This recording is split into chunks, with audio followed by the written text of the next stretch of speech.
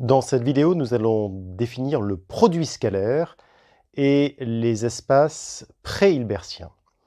Alors nous allons faire ça sur le corps des réels et dans la vidéo suivante, nous verrons ce qu'il faut adapter pour se mettre dans le corps des complexes. Si vous avez fait les classes préparatoires et plus précisément la filière MP, vous pouvez ne pas regarder cette vidéo ni la suivante et passer directement à la section 2. Je crois que vous connaissez assez bien les espaces pré-hilbertiens et d'ailleurs je crois même que c'était un sujet qui est tombé cette année au concours. Alors commençons tout de suite par la définition d'un espace pré-hilbertien, alors plus exactement la définition d'un produit scalaire. Et pour définir un produit scalaire, nous allons définir tout d'abord une forme bilinéaire. Alors qu'est-ce que c'est qu'une forme bilinéaire? Eh bien on va se donner un espace vectoriel, donc pour l'instant sur R, et une application qui va de cet espace vectoriel croître cet espace vectoriel dans R. Eh bien on dit que c'est une forme bilinéaire. Donc si c'est une forme, donc elle va dans R, et si elle est bilinéaire, c'est-à-dire qu'elle est linéaire dans chacune de ces deux variables. Donc comme vous le voyez, linéaire dans la première variable et linéaire dans la deuxième variable. Alors cette forme bilinéaire peut avoir certaines propriétés. Elle peut avoir la propriété de symétrie, c'est-à-dire que phi de xy est égal à phi de yx chaque fois que je prends x et y dans E croix E, enfin x et y dans E. Elle peut également être positive, c'est-à-dire que si je prends un x dans E, eh bien phi de x avec lui-même, phi de xx, est toujours positif.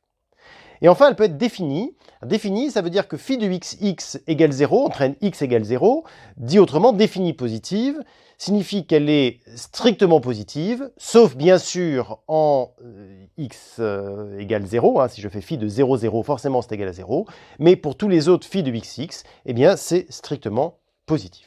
Donc voilà la définition d'une forme bilinéaire avec certaines propriétés qui peuvent lui être attachées. Et laissez-moi vous donner tout de suite un exemple de forme bilinéaire. Si vous prenez comme espace vectoriel R2, eh bien l'application qui va de R2 croix R2 dans R et qui a un vecteur x1, x2, y1, y2 associe 2x1, y1 moins x2, y2, eh bien bilinéaire, elle est même bilinéaire symétrique. En revanche, vous voyez qu'elle n'est pas positive, puisque si vous faites phi de x1, x2, x1, x2, vous aurez 2x1 carré moins x2 carré, et il n'est pas difficile de rendre cette quantité négative pour certaines valeurs de x1, x2. En revanche, si à la place du signe moins qui est ici, vous mettez un signe plus, alors là, elle devient bilinéaire, symétrique, définie positive. Alors donnons tout de suite la définition d'un produit scalaire. Un produit scalaire sur E, c'est une forme bilinéaire qui est symétrique, définie positive. Donc c'est vraiment très simple. Et dans ce cas, on dit que l'espace E, muni de phi, est un espace pré-hilbertien.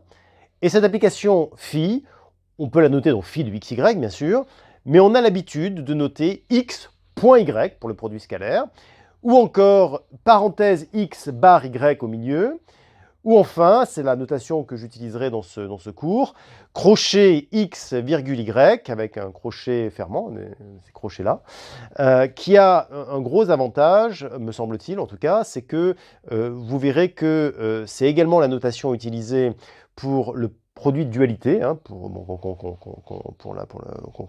verra un petit peu plus tard. Et il se trouve que dans les espaces hilbertien qu'on va définir dans la deuxième partie de ce chapitre, eh bien, pour des raisons liées au théorème de Riesz, ce sera un cas particulier de cela. Donc, j'ai une préférence pour cette notation. Bon, je justifierai encore un petit peu plus tard pourquoi je préfère cette notation, mais bien sûr, chacune des notations qui est ici est tout à fait acceptable. On dit que deux vecteurs sont orthogonaux si leur produit scalaire est nul. Bon. Et on note dans ce cas x orthogonal à y.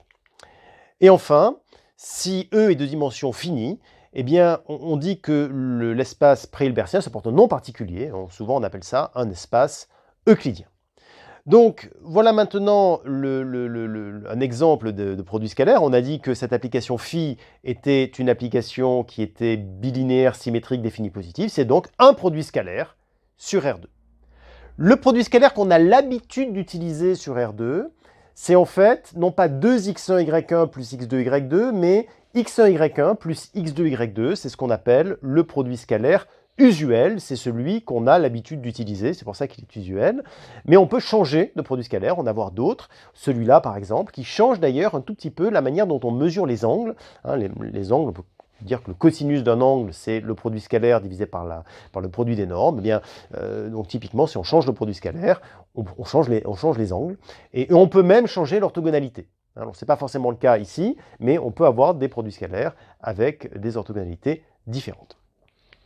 Un autre exemple de produit scalaire, c'est celui-ci. Enfin, une question, je ne dis pas que c'est un produit scalaire pour l'instant, mais est-ce que c'est un produit scalaire potentiel? C'est celui-ci. Donc, je munis l'ensemble des fonctions continues de 0,1 dans R de cette forme phi, hein, donc qui prend deux fonctions f et g, et qui leur associe l'intégrale entre 0 et 1 de fg.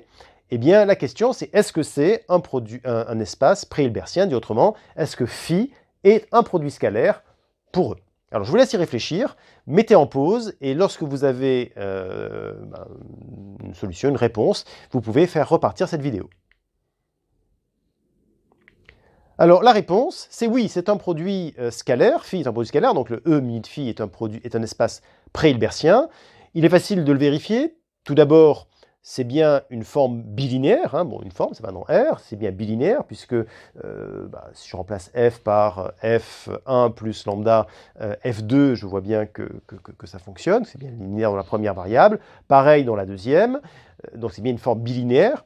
Elle est symétrique, puisque le produit est commutatif dans R, hein, donc là j'ai aucune difficulté pour montrer que phi de fg c'est phi de gf. C'est positif, puisque phi de ff, ça sera l'intégrale entre 0 et 1 de f au carré, donc positif. Et enfin, c'est bien défini positif, puisque si f, pour que l'intégrale entre 0 et 1 de f au carré soit nulle, alors là, j'utilise le fait que f est continue, et comme elle est continue, eh bien, le seul moyen que cette intégrale entre 0 et 1 de f carré soit nulle, c'est que f soit nul. Voilà. Donc voilà la situation dans laquelle on est. Phi est un produit scalaire sur cet espace C01R. Et alors vous voyez tout de suite l'intérêt d'avoir pu généraliser la notion de produit scalaire, c'est qu'on va pouvoir parler de fonctions orthogonales. Et assez rapidement, on va même être amené à avoir la possibilité de prendre une fonction et puis de la décomposer sur une base orthonormée. Hein. D'ailleurs, c'est ce qu'on fera dans la partie 3 de cette vidéo. Ça s'appelle les séries de Fourier. Hein. Donc voilà un exemple typiquement de choses que l'on peut faire grâce à cette généralisation. On va pouvoir parler de fonctions orthogonales.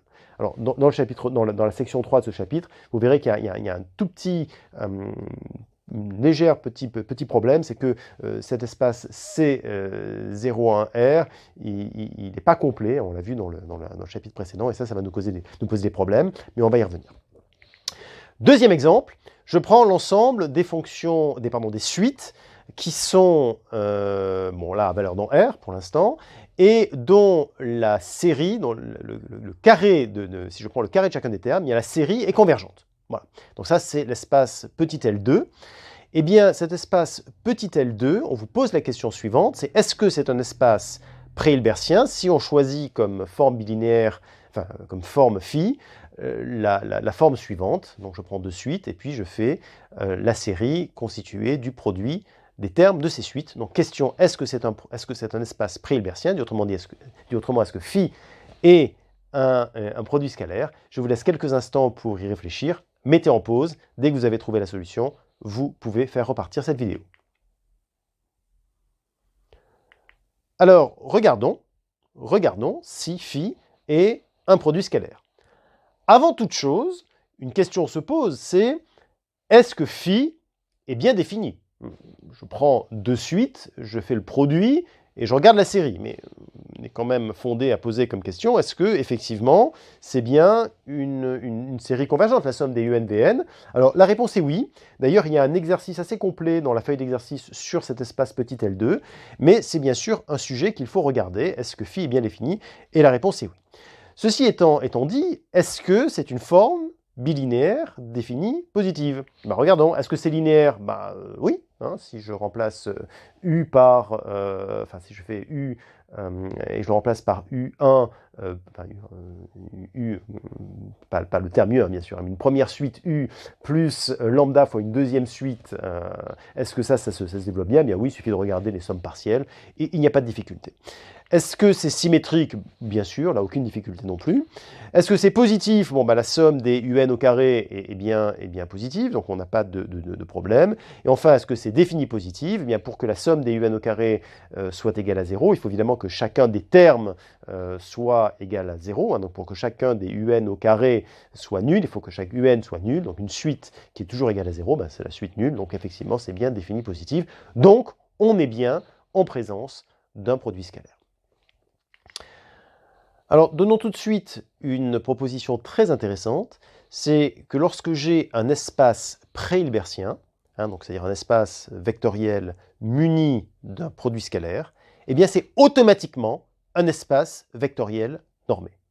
Et la norme que l'on peut définir, qui est induite par le produit scalaire, c'est la racine carrée du produit scalaire de x avec x. Donc, dit autrement, on avait dans le chapitre précédent défini les espaces topologiques, dans lesquels on a pu parler de la notion de convergence, au sein desquels on avait des espaces métriques, dans lesquels on avait donc une distance, et accessoirement d'ailleurs des suites de Cauchy, donc la notion de complétude, au sein desquels on avait des espaces vectoriels normés, les EVN. Ce qui signifie que si j'ai un espace vectoriel normé, donc la norme me donne une distance, et la distance me donne une topologie. Donc forcément, si j'ai une norme, c'est le plus que je puisse avoir, enfin c'est le plus que je peux avoir à ce stade, tout le reste en découlé. Eh bien avec un produit scalaire, c'est encore à l'intérieur, on a ce qu'on appelle donc les espaces pré-hilbertiens, c'est-à-dire qu'à l'intérieur des espaces vectoriels normés, on va avoir une sous-catégorie qui est ces espaces dans lesquels on va avoir un produit scalaire. Et si j'ai un produit scalaire, eh bien j'aurai une norme. Si j'ai une norme, j'ai une distance. Si j'ai une distance, j'ai une topologie, et donc bien sûr la notion de convergence. Alors la démonstration est assez simple, il suffit de vérifier les propriétés d'une norme. Vous pouvez reprendre la vidéo sur laquelle on a fait les normes et vérifier que ce qu'on a donné ici comme définition de la norme de x convient. Et on peut tout de suite donner un exemple. Si je prends l'exemple de tout à l'heure, donc je prends R2 muni du produit scalaire, donc 2x1 y1 plus x2 y2, eh bien je vais avoir comme norme racine carrée de 2x1 carré plus x2 carré. Accessoirement, si vous prenez le produit scalaire usuel, donc il n'y a pas le 2, donc juste x1 y1 plus x2 y2, eh bien vous retrouvez la norme usuelle, norme euclidienne, racine carrée de x1 carré plus x2 carré, qui vous donne d'ailleurs la distance euclidienne que vous connaissez bien. Alors, l'exemple qu'on a pris tout à l'heure, qui était le produit scalaire sur les fonctions continues de 0, 1 dans R, eh bien, la norme qui va être induite par ce produit scalaire, c'est une norme d'ailleurs qu'on avait déjà discuté un tout petit peu, c'est la racine carrée de l'intégrale entre 0 et 1 de f de x au carré dx. Et puis si je prends L2, muni du produit scalaire qu'on a discuté tout à l'heure, eh bien c'est simplement la racine carrée, la norme est simplement la racine carrée de la série des termes de la suite LV au carré. Voilà, donc c'est relativement simple. On va tout de suite discuter d'un théorème très utile qui s'appelle le théorème de Cauchy-Schwarz. Donc si je prends un espace pré-hilbertien et x et y dans E, j'ai toujours la valeur absolue du produit scalaire x par y qui est plus petit que la norme de x fois la norme de y. Alors la démonstration est extrêmement facile à faire, il suffit de faire le produit scalaire de x plus lambda y avec x plus lambda y, donc c'est évidemment la norme de x plus lambda y au carré, donc c'est positif. Et ça, on peut le développer. Donc si je le développe, voilà ce qui se produit. J'ai x carré plus 2 lambda, produit scalaire de xy plus lambda carré, norme de y carré, ce qui est un polynôme en lambda. Donc ce polynôme en lambda, enfin même un polynôme degré 2 en lambda, comme il est toujours positif, ça veut dire que son discriminant est négatif, puisque si c'était strictement positif, il aurait deux racines, entre les racines, ce ne serait pas du même signe qu'à l'extérieur. Bon. Donc là, on voit bien que ce discriminant est toujours négatif. Si le discriminant est toujours négatif, ça veut dire que le produit scalaire de xy au carré sera plus petit que la norme de x au carré fois la norme de y au carré, quand on a enlevé les 4, et donc en prenant la racine carrée, on retrouve le théorème de Cauchy-Schwarz. Donc théorème extrêmement utile puisqu'il permet de majorer le produit scalaire par un produit de normes, ce qui vous donne d'ailleurs automatiquement la continuité de l'application qui, lorsque l'on fixe un y0, vous fait x fois le produit, enfin, avec le produit scalaire avec y0. Mais c'est forcément continu grâce à Cauchy-Schwarz. Et de la même manière, dans l'autre variable, ça va être pareil, ça va être continu, pour la même raison. Si je prends un x0 cette fois-ci, que je fais le produit scalaire avec un y, eh bien l'application qui a y fait correspondre ce produit scalaire avec x0, x0 fois y, enfin, produit scalaire avec y, eh bien ça sera continu, également pour les mêmes raisons, parce que nous pouvons utiliser Cauchy-Schwarz. Et puis enfin, une proposition intéressante, hein, qui est fort utile, donc, qui est que si j'ai un espace pré-hilbertien, eh bien, je vais pouvoir regarder un sous-espace vectoriel et prendre tous les orthogonaux à cet espace vectoriel. Et autrement, je peux prendre l'ensemble des x qui sont orthogonaux à tous les éléments de f, de ce sous-espace vectoriel. Et bien ça, il se trouve que c'est un sous-espace vectoriel et de E, et on le note f avec le symbole orthogonal. Et puis, du coup, quelques propriétés encore hein, qui vont résulter de tout ce qu'on a dit, c'est que si je prends un espace pré-hilbertien, bon, je vais appeler x, y, z, trois éléments dans ce qui suit, je vais avoir plusieurs identités. La première, c'est le théorème de Pythagore. Le théorème de Pythagore et sa réciproque dit que deux vecteurs sont orthogonaux si et seulement si, eh bien, x plus y au carré est égal à x carré plus y carré. Bon, c'est Pythagore. J'ai mis une équivalence ici parce que nous sommes dans R. On verra tout à l'heure dans C que ce n'est plus une équivalence. L'identité du parallélogramme, bon, si vous ne l'avez jamais vu avant, je vous invite à regarder sur une feuille de papier à quoi ça correspond. Et d'ailleurs, vous comprendrez sans doute pourquoi ça s'appelle l'identité du parallélogramme. Pareil pour l'identité de la médiane, je vous invite à regarder de quoi il s'agit en faisant un dessin sur un papier. Et une identité qui est très commode, qui s'appelle l'identité de polarisation, qui vous dit que le produit scalaire de x avec y est égal à 1/4 de la norme de x plus y au carré moins la norme de x moins y au carré. Donc ça, vous voyez, c'est assez utile parce que, accessoirement, ça va nous permettre de vérifier si on peut avoir un produit scalaire ou pas. Hein. Si vous avez une norme qui fait que l'une de ces propriétés n'est pas vraie, eh bien forcément, ça ne pourra pas être une norme qui provient d'un produit scalaire. Donc, corollaire de tout ça, eh bien, comme j'ai ces propriétés, toute application linéaire isométrique, donc on va appeler U entre deux espaces pré-hilbertiens, comme elle conserve la norme, puisqu'elle est isométrique, eh bien, elle va forcément conserver le produit scalaire, c'est-à-dire que U de x scalaire U de y, ce sera x, y, le produit scalaire de x et y. Donc voilà pour le produit scalaire sur R. Et quand on a sur un espace vectoriel sur le corps des réels, et donc maintenant ce qu'on va faire dans la vidéo qui vient juste derrière, c'est de regarder ce qu'il faut faire si on remplace le corps des réels par le corps des complexes. C'est la vidéo qui arrive juste derrière.